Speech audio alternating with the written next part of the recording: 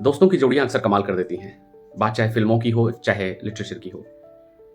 Literature में हमने देखा कैसे कॉलरिज और वर्ड्सवर्थ ने मिलकर 1798 में लिरिकल बैलेड्स को पब्लिश करते हैं और वहाँ से मानी जाती है शुरुआत एक नए एज की जिसका नाम है रोमांटिक एज। लेकिन आज मैं बात रोमांटिक एज की नहीं कर रहा हूँ। आज मैं बात कर रहा हूँ 18th सेंचुरी की। 18th सेंचुरी इंग्लिश लिटरेचर में प्रोज एंड रीज़न के नाम से जाना जाता है। यानी उसका दूसरा नाम है prose and reason, age of prose and reason. ऐसा नाम क्यों पड़ा, इसके पीछे का क्या लॉजिक है, आइए जानते हैं।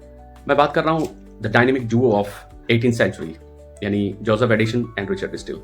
इन दोस्तों ने मिलकर कुछ ऐसा किया जो 17th सेंचुरी में चली आ रही जो प्रथा थी, यानी एक जो फैशन था, writing poetry, writing drama, etcetera etcetera.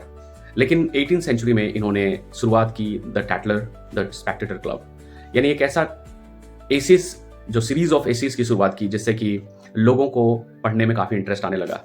लोग जो है सोसाइटी के बारे में जानने लगे, लोग क्यूरियस हो चुके थे।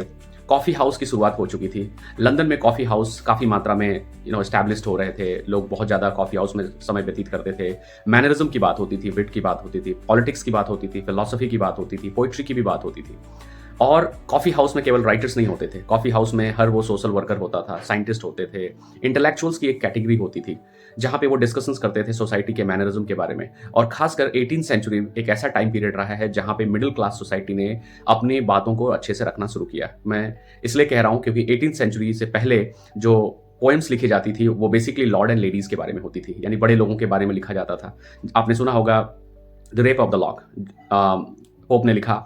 बहुत कुछ ऐसे पोएम्स थी जो बड़े लोगों के बारे में, उनके बारे में, उनके फैशन के बारे में, उनके एटीट्यूड के बारे में और सारी चीज़ें लिखी जाती थी। लेकिन 18th सेंचुरी एक ऐसा टाइम पीरियड था जब मिडिल क्लास सोसाइटी ने अपने बारे में सोचना शुरू किया। उनकी अपनी एक इंटेलेक्चुअल थिंकिंग्स डेवलप होने लगी। उनको भी लगा कि अब हम सोसाइटी में अपना कंट्रीब्यूशन दे सकते हैं, आइडियोलॉजिकल अपना एक परसेप्शन देकर।